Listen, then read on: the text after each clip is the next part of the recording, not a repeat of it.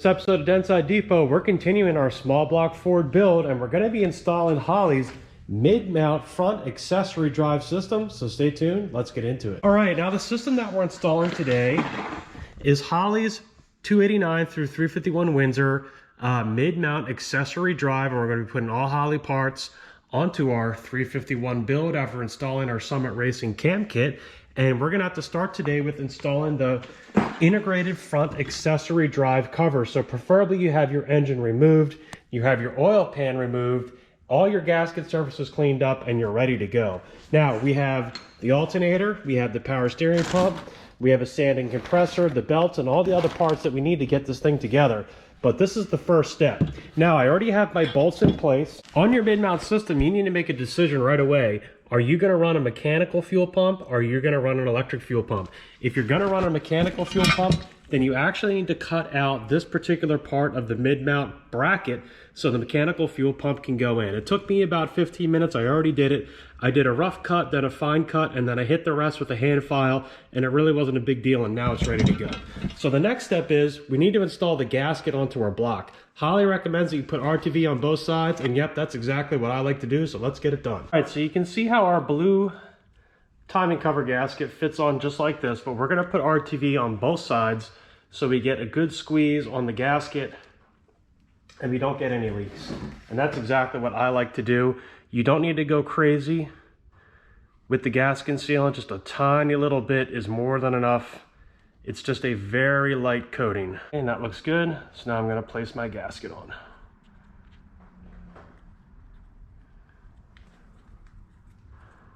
I'm just pushing down gently, making sure all the holes are aligned. This also helps you out because it keeps the gasket in place as you're putting everything together here. Just applying a nice light coat. I'm not going crazy with it. Just a little tiny thin film is more than enough to get this thing set up into place how you need it. So now I'm ready to slip it on, and notice that I have my dowels in place already. And obviously my oil pan is also off. Okay, now at the start here, we're only gonna be hand tightening everything because we need to set up our crankshaft seal on the actual mid-mount system. So we're just getting these bolts hand tight for right now, just getting everything set into place.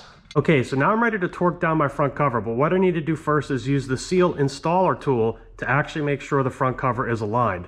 So this is the side that gets the seal set into place, but I want to use this side to align the cover before we put the seal on.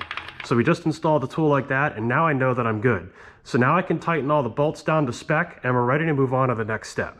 Okay, and I decided, you know what, it's probably best if I just install this engine before putting all these front accessories on, because the last thing I want to do is break or scratch something as I'm putting the engine in here and then having all the extra weight on the front, obviously. So I got the engine in the truck. It does have an AOD transmission on it now, so we are upgrading to overdrive. And I have also installed the Weiand intake from Holley, and you can also see I have our Holley Carb on as well. We're just doing a regular Carb install on this truck, nothing crazy. Engine fits pretty nice. I had to shim it a little bit more compared to the 302, but I think that'll be fine. It gave me a little extra clearance for the headers, so it might actually work out better, and I still need to adjust it more. But let's get back to our Holley install here and see what we have next. And the next part in the instructions here is to install the seal, and this tool is actually really handy. And as I was installing the front cover here, I realized, you know what, I didn't actually have it set correctly. So I had to undo my bolts, back them off a little bit, and get it so this tool was fitting in very nice. And that's actually going to be a pretty critical step, because without it, your seal is not going to fit in correctly, and you're going to have a leak at the front of the crank, which is definitely what you don't want. So now what we're going to do is we're going to install this seal. I'm going to put a little bit of lube on it, put it on the tool, and then we're going to crank it into the case. That I personally installed the oil pan first, and my thought behind this is, although it's probably not a ton of pressure, I was worried that if I didn't have the support right here on the front of the aluminum case, that I'd be putting it at risk for snapping. So I figured it'd just be better get the oil pan on before I press that in, just to make sure that nothing bad happens. I also followed the Holley directions, and I got this dipstick right here for my particular application. and that worked out really nice, and that's installed and ready to go. So let's get the seal. Note that there is a side of the tool that says seal side. So that's the side that we want to use for installing the seal, obviously. So we're just going to simply push it down over the installer like that, and you know how it goes into the keyway like so. So I have my keyway down at this position at the moment.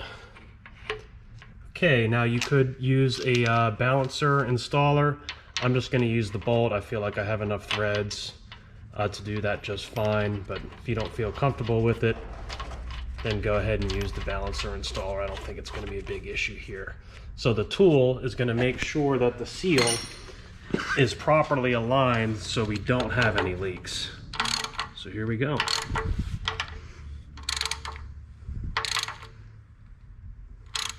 Okay, and it was a little tight feeling at first, but as soon as it broke the plane here, it started to go on. So I was a little bit worried at first, but now I feel good about it. It's going on nice and straight, and I'm not seeing any issue as the seal installs here. Now you don't want to crank it on too far. You just want it to be sitting flush with the edge, and then you're good. So I'm not going to crank the living daylights out of this thing once it bottoms out here. There's no reason for that. So I'm just kind of eyeballing it here. Get my flashlight in there so I know I'm getting it good. And there you go. I'm not going to go any farther. I don't want to crush it. I don't want to break it. And you certainly don't want to snap the front cover. That would be catastrophic. You can always take it off and go more. Okay, so there we go. So now you can see our seal looks good, but you do not want to put your balancer on next. Leave your balancer off for right now. I'm just going to leave my tool on here for right now, just as a means to make sure that nothing by happenstance falls into the crankcase, because that would also be catastrophic. Okay, now what I'm going to do next here is I want to get the water pump on. So it comes with this really cool gasket here, and you can see the water pump's just going to install like that, and the seal only goes one way.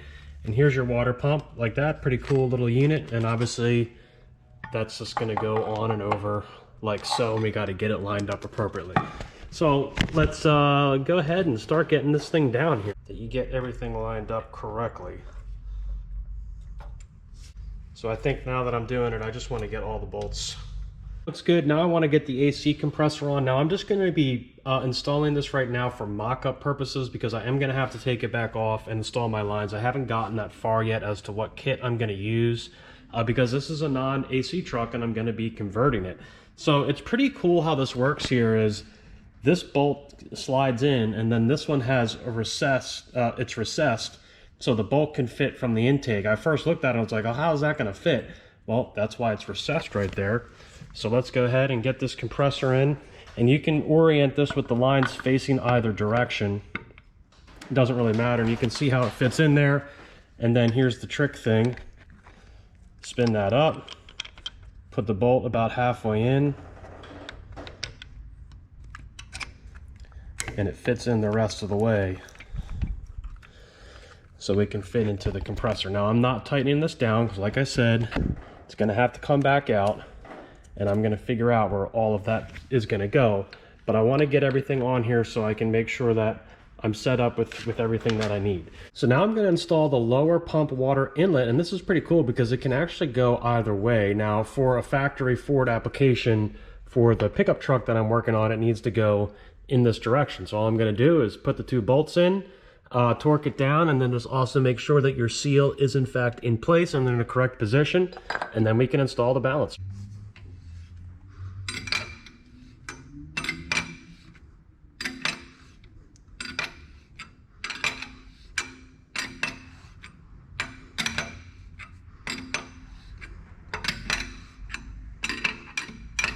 Okay, so the balancer is installed, the water inlet's installed, so now we can go ahead and get the power steering pump together. Okay, next up we're ready to assemble the power steering pump and go ahead and get it mounted in the correct position. Now you're going to get this little hardware kit here, and all you have is just this little bolt. It's going to go through this part of the hard line right here with a seal on both sides, a crush washer, and then it's going to mount to the pump right here, like so. Easy installation there, and just hand tight on the bolt right there. Now I'm ready to go ahead and put this on my engine, but here's where you need to make a decision, preferably before you buy the kit. Are you going to run a mechanical fuel pump, or are you going to run an electric? If you're running an electric fuel pump, then you're good. You're just going to go ahead and mount the system and you're done. If you're going to run a mechanical, then you need an extra part, and essentially it's just a little spacer bracket that brings the power steering pump from here out to about here. Now I'm probably at this point going to run a mechanical pump, so I'm going to have to go back and install that spacer kit. It's really a 2-second install, and it's really not a big deal, so I'll add that later on so we can continue with our install right here, as I didn't know exactly what pump kit I was going to run. Pump can't really mount any easier than this. All you're doing is putting it up to the housing, and then you're putting the 3 bolts in right here. Now you can install the pulley either before or after, because the pulley that's installed is an LS style, and it has holes in the pulley so you can get to the bolts. It's not a solid pulley like an LS1 pulley where you can't get to it. You have to pull it on and off to mount the pump. No, it's more of a truck style, so you can just go ahead and mount things together and then put the pulley on or take the pulley off, whatever you have to do. Okay, the pump is all mounted and my lines are going to be really easy. You can see we have a dash fitting right here, and I already have my pump set up for that. So I am going to have to adjust this line. So I'm going to make a new PTF line that's more of a direct fit. So I'll do that after I get the fuel pump hooked up, so I know I have clearance. And then this line's pretty easy. Obviously clamp, and it's going to go right there. Again, I'll wait once I space this pump out later on and wrap those 2 lines up. So that's all good. Make sure that you have this flush right here on the power steering pump so you know you have the correct alignment, and definitely take the time to get the right tool to do that. Last thing you want to do is mess up your brand new pump. I'm going to be installing the heater line connection, so you have 2 options. You have one here at the top, and then you have one here at the bottom. Just thinking practically what would make the most sense for our particular application. I'm going to have my line coming from over there. I really don't want it running near the headers, so that probably doesn't make sense to come out the bottom. So I think coming out the top and just routing around here along the engine is probably going to be the best bet. So this is really easy to do. All you're doing is just taking, and then before you stick it all the way down, you actually want to get that piece in right there, and then push it in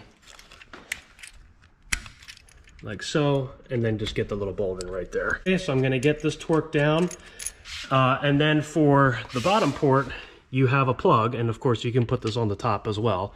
So you just get that plug in right there, again, get the bolt in, torque it down, and you're done. And we're going to move on to the tensioner. Okay, the tensioner assembly really couldn't be much easier. There's 2 dowels on the back of the tensioner, so it only has one way to fit into the housing, and then you only have 1 bolt left in the kit. So this is pretty much the only way it can possibly go in. So we're just installing it into the housing like so, down to 18 foot-pounds, and your tensioner is done. So now we're going to move on to getting the crank pulley installed. The crank pulley is very simple and straightforward, except in some applications, depending on your balancer, you may need an additional spacer. It doesn't look to me like I'm going to need that spacer. So essentially all I'm doing is I'm just lining up the bolt holes, and then I'm putting the bolts in, and my crank is done. Okay, so we're on to our last step here, which is just simply getting the belt on, and we're done. And I already have it set up in place per the directions, so all we need to do now is just move our ratchet up, take the tension off or put it on the tensioner, snap it onto our power steering pump, make sure everything's good, and we're on just like that. So what a great solution to a really big problem is, how do you not only get a nice serpentine system for your particular setup on your truck or car, but also how do you get it to fit in a resto mod vehicle, especially when clearances are tight. Now, I don't really have any big clearance issues with this particular truck, but I definitely have them on other trucks that I do, and it turns out that this is a really solid option for really any particular application that you have. Now, just to review, our entire engine is made up of all Holley parts on the outside. We now have the complete Holley serpentine system with all of the accessories, including air conditioning. We have the Weiand intake, we have our Holley Carb, And we are also going to be adding a complete Holley MSD ignition system in a later install video on this particular ride, making everything on the outside of this engine all Holley product, and it's going to look really, really awesome when it's done, and I think it's going to run just as good as it looks. So special thanks to Holley. I hope you enjoyed this install video, some tips and tricks to help you with your install and see if this system will work out for you. I'm actually going to take it back apart a little bit here, make some adjustments, make some lines, get my bracket kit, and we should be good to go. Remember to like and subscribe and keep restoring those classic trucks.